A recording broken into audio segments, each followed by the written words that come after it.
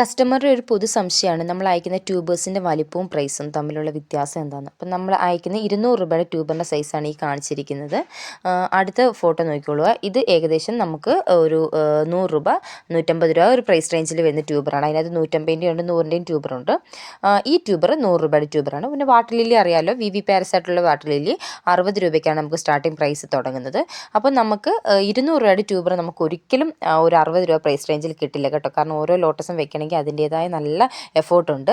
പിന്നെ നമ്മൾ പാക്ക് ചെയ്യുന്നത് ഇങ്ങനെയായിരിക്കും. നമ്മൾ വെൽ പാക്ഡ് ആയിരിക്കും. ഇതുപോലത്തെ ബോക്സിലായിരിക്കും നമ്മൾ ഈ ചെരുപ്പൊക്കെ കിട്ടുന്ന ബോക്സിൽ, അതുപോലത്തെ ബോക്സിലായിരിക്കും നമ്മൾ പാക്ക് ചെയ്യുന്നത്. നമ്മുടെ ട്യൂബേഴ്സിന് യാതൊരുവിധ ഡാമേജസും ഉണ്ടാവാറില്ല.